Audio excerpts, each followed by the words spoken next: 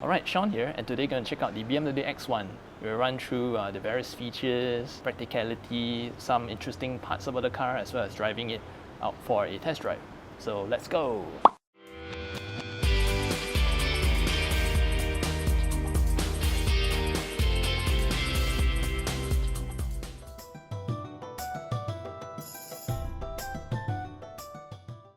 You open the boot by pulling it 2 times down here in the front. 2 turns, you just lift it up with one hand, and the spring-loaded gas struts will actually lift the hood back up here.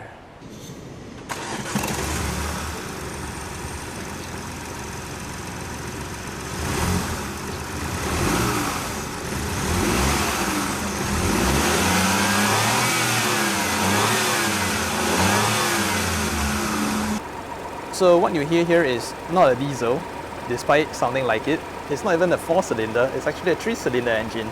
So this is actually the BMW B38 petrol engine, direct injected. So let me run you through it. So this is BMW's B38 engine. It's a 1.5 litre single spool turbo engine. Produces 134 horsepower and here beefy 220 Newton meters of torque by a transverse mounted. So you can see the engine it runs perpendicular to the center line of the vehicle itself, and is mated to a 7-speed dual clutch transmission, or otherwise known as a DCT, driving only the front wheels in this variant, the X1 1.8 variant. So of course the benefit of a 3-cylinder engine is its fuel economy. So this baby kicks out 20 kilometers per litre, which is actually a really good figure considering that the engine which this 3-cylinder replaces, the N13 engine, the BMW N13 engine, otherwise known as the Prince engine, it's actually pretty much a collaboration engine between Peugeot and Citroën. So it has similar economy figures. That 4-cylinder, that old N13 4-cylinder engine has a fuel economy of around 17.5 km per litre and kicks out similarly around 136 horsepower. So this 3-cylinder, despite having 1 cylinder less, actually produces just 2 horsepower less than the outgoing engine. You get similar torque figures on the old 4-cylinder, same 220 Newton meters of torque.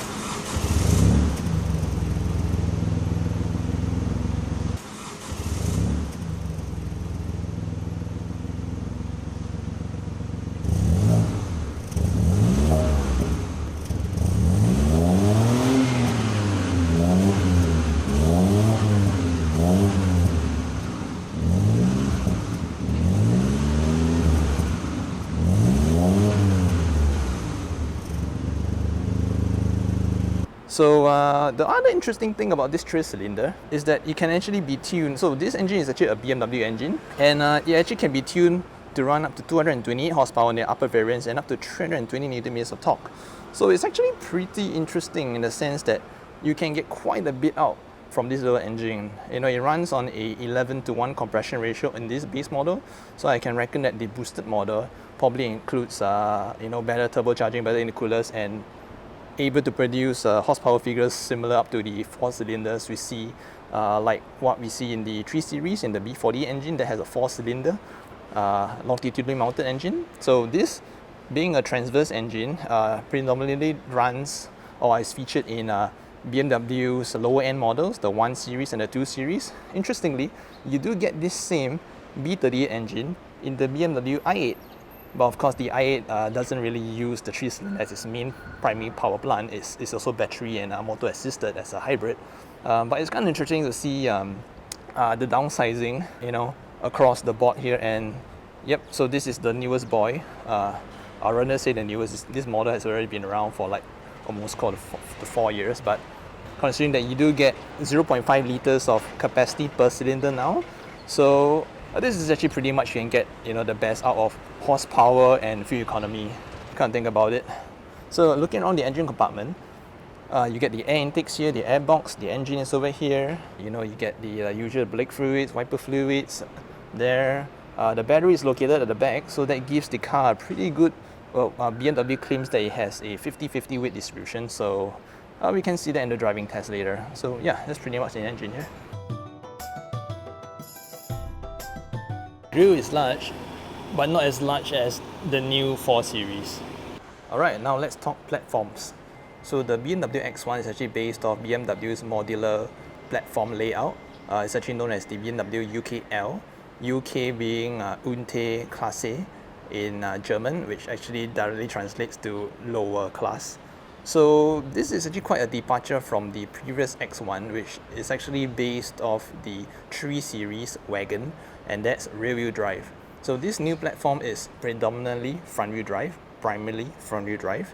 And you'll be surprised that actually the X1 shares a similar platform shared across not only BMW's ranges, but also the mini ranges which BMW owns as a parent company. So this UKL platform, you actually see it similarly on not only the X1, but the F39 X2, the 2 Series GT, the F46, as well as the F45 2 Series Active Tourer, which is actually the little cousins of this. Well, I would say it's little cousins. Actually, they are not a similar line, but just a different form factor. That's actually more of a MPV style vehicle. Of course, and likewise, the sedan siblings, which is the 1 Series, the F40, as well as the F44 2 Series, those sedans. So those are actually all front-wheel drive, those new models. Yeah, and then they actually share the same platform as this X1. So moving on to the mini series, you also do share, this X1 also shares the same platform as the Countryman, the Hatch, as well as the convertible. So yeah, I think that's how BMW is going about streamlining their efforts.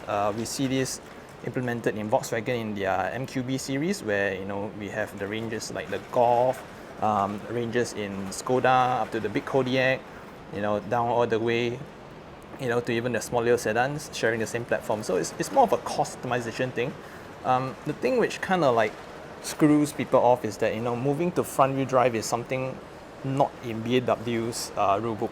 It's always about driving pleasure, sporty drive, and rear wheel drive. BMW kind of like made an executive decision to know that the customers in this target market probably don't even care whether it's front wheel drive or rear wheel drive, as long as it just gets you to point to point. And currently now in the lineup, you only get rear wheel drive from the 3 Series range onwards. So everything from the 1 Series, 2 Series, the X1 and the X2, they're all based off this similar UKL platform, which is front wheel drive, transverse mounted. So what's so good about front wheel drive then? It's a bit more of a cost, but it's also more of a space thing. So if you can take a look at this line here, right, where the wheel is, the engine is actually located over here. Okay, so it's actually sitting in front or on the axis of the line of the front wheel, and because of that, right, shifting the engine forward does gives you a lot more space between the wheels, and this translates into larger passenger space. So you'd be surprised that this, despite being a compact SUV, does actually do have quite a lot of space in there. So it's actually almost just as spacious as a 3 Series, especially if you have the adjustable rear seats, which can actually shift the seats back.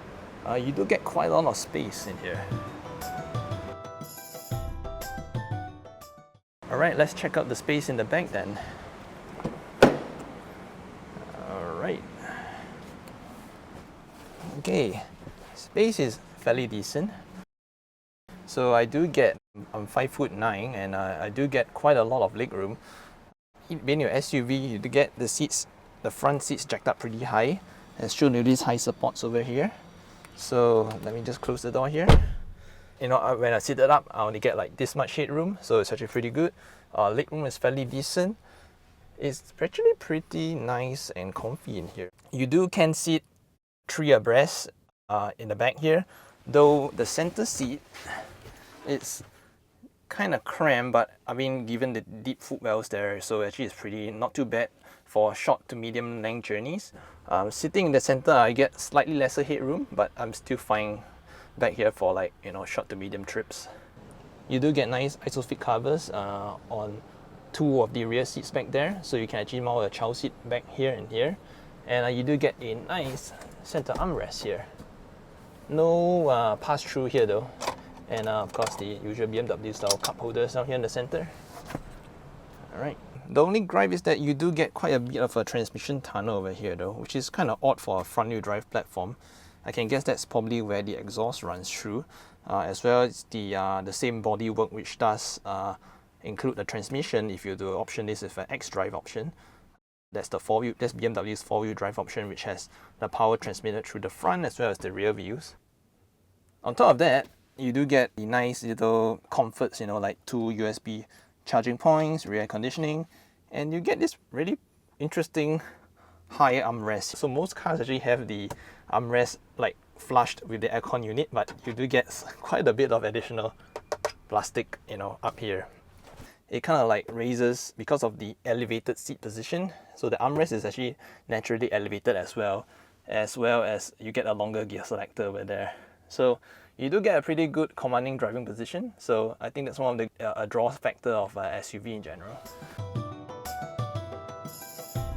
So what you get here is a very driver-focused interior. So you get a slight inclination of the panels facing the driver. Pretty nice interior, soft touch everywhere. Actually not a very bad interior for an entry-level SUV. You don't get shift pedals on the base model, as well as a very limited cruise control option. In fact, there's no cruise control, it's just a speed limiter on here. Right, no flappy pedals. You do get manual shift options by putting the car in drive like that, and then you can push it to manual, and then when in manual you can shift the gears sequentially this way. So as you can see, it goes up to 7 gears, and then you can shift it manually here. Yep, up, then down, and down, and right. And then likewise, if you go into the park, another interesting thing is you just press this here, and it actually goes back to the center position automatically. And yep, and the handbrake comes on as well. So yeah, pretty cool thing. Another interesting thing is the dials. So these dials look digital, but they are actually not digital, they're actually analog. So you can see that all these are actually nicely backlit in LED, and the dials itself, you see, right, when we move the rev meter, they actually have a small little stalk here. Yeah, so yeah, that's a pretty cool thing. The only area here, this block here, is LCD. These are all regular dials, and these are the LED indicators as what you see in the traditional dash. So one thing to note too is that unlike most BMW instrument clusters where the white turns to orange at night, this stays white even at night. Yeah, so that's just one thing to take note when speccing the lower end instrument cluster here. Right, so the center console is actually pretty interesting. So you do get a deep storage area here with a full-size USB port and 2 cup holders over there. So in addition to that, when you were to fold down this armrest, which is actually not really height adjustable, it doesn't stay, you do get a separate section down here allowing you to put your phone. So some models, right, if you were to spec it up, you do get wireless charging over here, but this one doesn't. You just get a nice rubberized texture over here, and that's pretty much your armrest. It's leather at the top here. It's good enough, I guess. Alright, so let's take a look at the boot. Capacity is about 505 liters, so it's not the biggest in the segment, but still one of the most usable. So you can see you do get quite a lot of space with respect to the backpack there for reference. You do get quite a bit of additional tethering points here. 12-volt outlet, so you can use it to run vacuum cleaners, some cubby holes here. One thing to take note is that there's actually no way to fold the rear seats from the rear. So usually there'll be like levers over here, but there's none. It's just this cardboard parcel shelf. As well as no buttons. Usually you get like buttons over here which you can actually electrically operate it. You don't get it here in this base model. So yeah, that's one great idea. You do have the option, and I do advise you the option that so it does boost quite a bit of the trunk capacity. In addition, you get some under trunk storage here, under boot storage. So it's nice to keep some hidden stuff here, and it does allow for a nice flat loading up into the boot. So pulling this lever here, alright, this is not really totally automatic, so you need to like give it a nudge a bit, I guess. Yep, so you get 40, 20, 40 split folding seats, and I think this one you get another strap hidden in here. Let me get that in a moment. Yep, so once you pull that, and it comes down. So you do get a nice flat loading area, as you can see at the back here. The leaf height is fairly short, and you get a nice scuff plate here, smooth loading all the way to the back. So it's pretty nice to slide things, you know, like all the way to the back there. And this expands the 505 liters of capacity to pretty much more like double the size, using the space in the rear passenger compartment.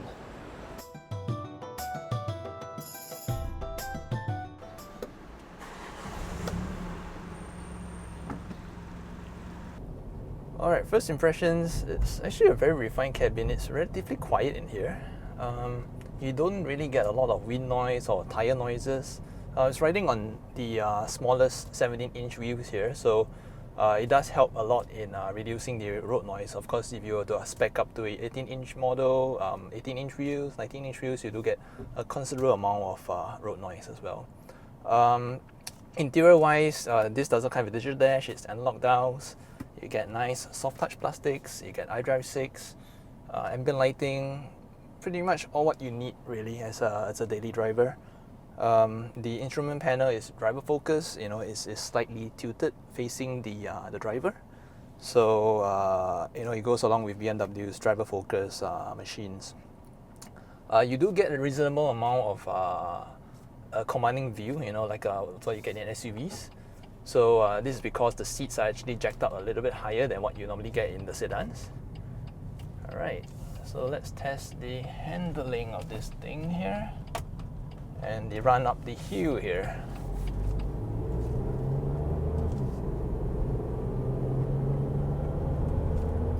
One of the issues plaguing front-wheel drives is that you tend to get torque stir. I don't seem to get that climbing up the hill just now over there. Torque steer is something you get, you know, when you get an indifferent length of the axles up front. So if you were to like go up a hill or get yourself in a high stress, high acceleration scenario, you tend to get the car leaning to one side, you know, due to the imbalances of the length of the axles, because this kind of transverse mounted engines are usually mounted offset and off center, unlike the longitudinal engines. So it's kind of nice that BMW kind of rectified that, you know, knowing that this is their first entry into the front-wheel drive segment with this particular UKL platform they're using here. So spec-wise, so this 3-cylinder kicks out 134 horsepower with 220 Newton meters of torque. This B38 is the replacement engine for the N13 engine, which similarly kicks up around 134 horsepower and similarly 220 Newton meters of torque. Right, so the engine is refined but not refined in a sense. So this is a 3-cylinder. It's a little bit noisier, you know, you get a little bit more of a knocking noise, like a diesel noise, which sounds like a diesel, but it's not a diesel, it's still a petrol engine. I think that's what you get with all this cylinder dial sizing. You get really odd numbers. I mean, of course, the other odd number engine being a 5-cylinder, which is actually seen on the Audis, especially the RS series, the RS3, and probably even the RS5. You know, which is quite expected of a 3-cylinder because it's not really a balanced. You know, unlike 4-cylinders, they're not really nicely balanced. You know, with the pistons actually spaced out 120 degrees apart. So with that, right, you do get some knocking, some imbalancing, like dynamic imbalance of the crankshafts. But because of that, normally how they rectified it is that they normally put like a huge weight onto the crankshaft itself, so to iron out and acts like a damper, a dynamic damper. Because of that, the added inertia attached to the crankshaft actually makes the car less responsive, you know.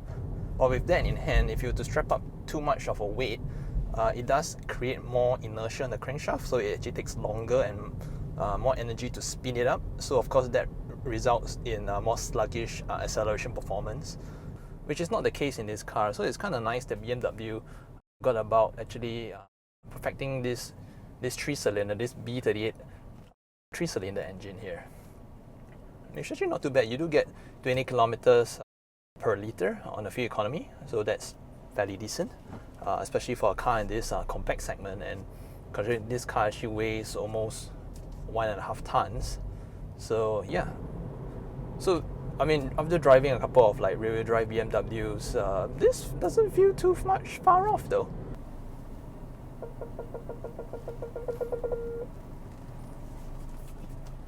Parking sensors are actually pretty sensitive, and they just scream at you like even though you have like a good half meter away from the car around you.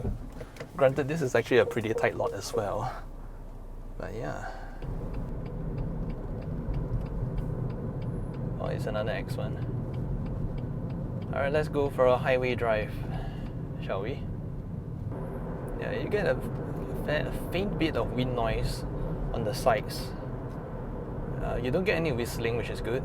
Most of it is tire noise, but it's still very manageable.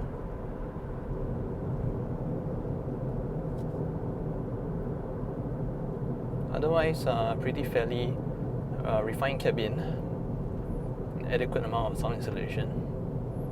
The noise just comes up, you know, when you go above like 60-70 km/h, but it's still largely bearable. I think this car is actually pretty good for highways. It's fairly well balanced. I mean, on the braking you get so good. You don't really get like too much of the oversteer.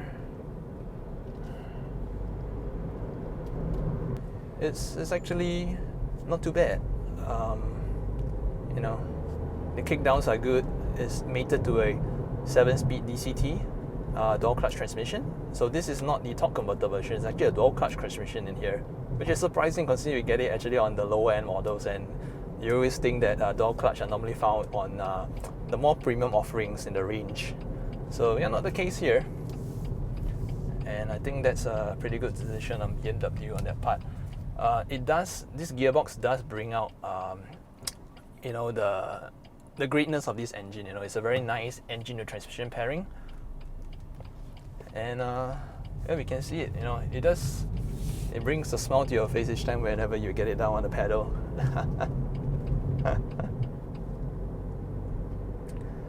One little gripe though, I mean, if you can hear, it does sound like a diesel.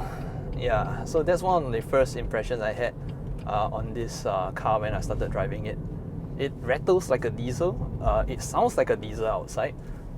This little drony noise, you know, but I think that's what gives this car its signature. Alright, so I hope you liked the run through of the BMW X1. If you like this video, give it a thumbs up, subscribe for more, and I'll see you in the next video.